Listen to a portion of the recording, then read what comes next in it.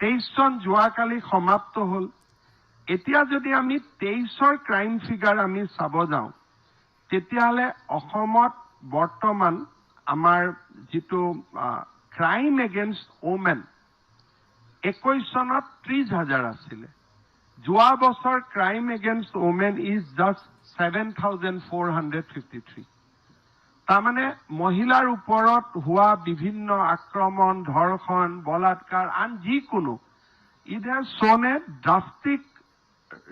reduction in 2023 total crime 1,33,000 আছিল 2021 চনত এতিয়া total crime has come down this year to 63,000 total 50% তকৈ বেছি অসমত ক্ৰাইম কমি আহিলে আৰু আমাৰ পেন্ডিং ইনভেষ্টিগেশ্যন 1,33,000 আছিল এতিয়া চাৰ্জশিট নিদিয়া বা ইনভেষ্টিগেশ্যন নোহোৱা pending investigation now is just 26,000 আৰু যোৱা 29 তাৰিখে আমি আৰু এটা কীৰ্তিমান স্থাপন কৰিছো যে অসমৰ মাজুলী জিলাত এতিয়া এটাও কেছ পেন্ডিং ইনভেষ্টিগেশ্যন নাই 100% cases has been investigated either charge sheet filed or FR submitted there is no pending investigation কেদিনমান আগতে আমি 500 আৰু আমি সাব ইন্সপেক্টৰ ৰিক্ৰুট কৰিছো মই ভাবো যে অসমত আমি বাই 2026 আমি এনেকুৱা এটা পৰ্যায় পাম যে বছৰৰ ক্ৰাইম খিনিহে আমাৰ ইনভেষ্টিগেট কৰি থাকি যাব যেটো 3 months statutory periodত আমি চাৰ্জ শিট দিব লাগে we are fast progressing towards that অৰ্থাৎ আমাৰ কোনো মানুহৰ কোনো গোচৰ থানাত আবদ্ধ হৈ নাথাকিব কনভিকশন ৰেট আছিল 6% অসমত 2021 চনত now conviction rate is also showing significant improvement it has gone to 17% but our লক্ষ্য বা আমাৰ যেটো ambition is to take conviction rate to 40% by 2026 আৰু we are progressing well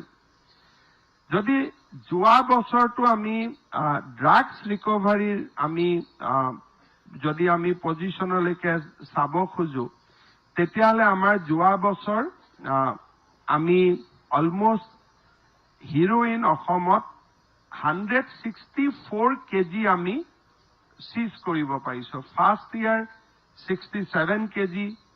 22ত 112 KG আৰু যোৱা বছৰ 164 কেজি হিৰোইন আমি জব্দ কৰিবলৈ সক্ষম হৈছিল আৰু ড্ৰাগছৰ এগেইনষ্টত আমাৰ সংগ্ৰাম অব্যাহত আছিল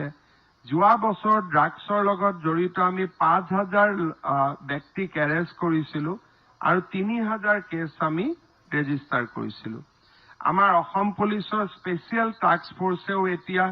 ফেক কাৰেন্সি গোল্ড স্মাগলাৰ ডিলাৰ্স এইবিলাকৰ ওপৰত ক্ৰেকডাউন আৰম্ভ কৰিছে আৰু মই ভাবো যে এই ক্ষেত্ৰত আমি যথেষ্ট সফলতা লাভ কৰিছো আৰু লাভ কৰিব পাৰিম যোৱা বছৰটোত আমি টোটাল 103 জন চৰকাৰী বিষয়াক হাতেলুতে দুৰ্নীতি কৰাৰ অৱস্থাত আমি গ্ৰেপ্তাৰ কৰিব পাৰিছিলো অৰ্থাৎ আমাৰ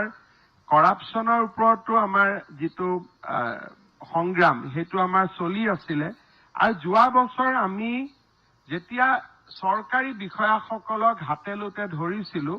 তেওঁলোকৰ ঘৰৰ পৰা we could recover 4.33 crores of rupees